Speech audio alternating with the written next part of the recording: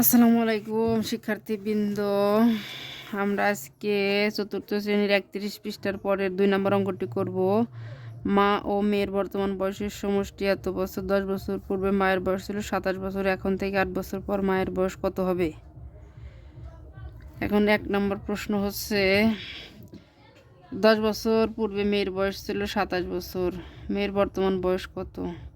মায়ের বর্তমান বয়স কত? 8 বছর পর মায়ের বয়স কত হবে তা নির্ণয় করি। এইভাবেই প্রশ্ন কিন্তু পরীক্ষার মধ্যে আসে। তো সেই হিসাবে আমাদের অঙ্ক সব দিকেই করা শিখতে হবে।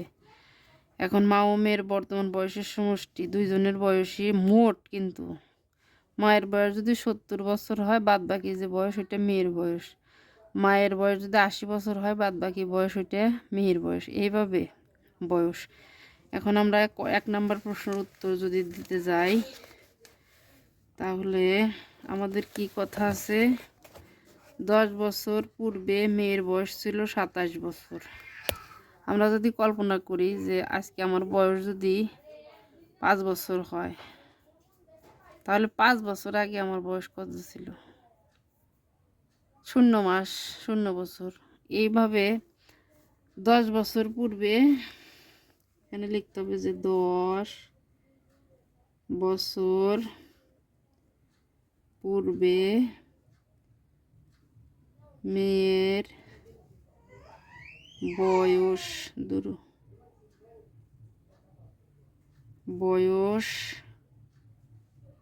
ছিল কত বছর? 27 বছর। এটা কিন্তু পূর্বে, মানে 10 বছর আগে। আরো 10 বছর গেছে, তাহলে 27 আর 10 37 বছর। মানে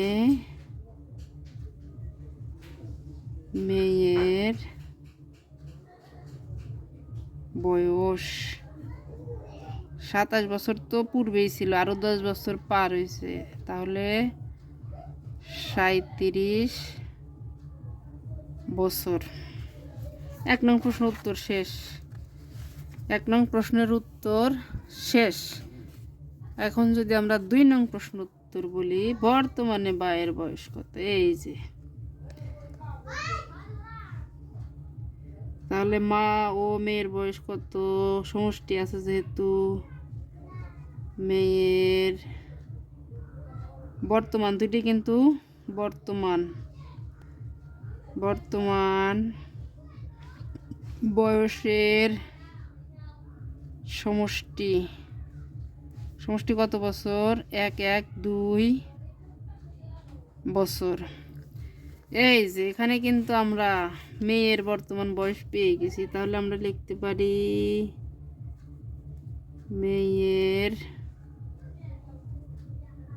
বর্তমান বয়স কত বছর? এই যে 37 বছর। এখান থেকে যদি আমরা বিয়োগ করি, তাহলে কিন্তু মায়ের বর্তমান বয়স পেয়ে যাব। মায়ের বর্তমান বয়স 7 আছে, কত হলে 12 মিলবে? 5 হলে হাতে আমার 1, 4 আছে, কত হলে 11 মিলবে? 5 6 7 8 9 10 11, 7 হলে 75 বছর। 75 বছর। এটা কিন্তু 2 নং উত্তর। 75 বছর। 3 নং প্রশ্ন কি বলছে দেখেন। 8 বছর পর মায়ের বর্তমান বয়স কত হবে? মায়ের বর্তমান বয়স কিন্তু 75 বছর। তাহলে আমরা এইভাবে লিখতে পারি যে মায়ের বর্তমান বয়স কত বছর? 75 বছর। এখন বর্তমানে 75 বছর, আর 5 বছর পরে আমার বয়স কত হতে পারে? তাহলে এটা যোগ করলে আমরা পরের বছর পেয়ে যাব। লিখতে পারি 8 বছর পর মায়ের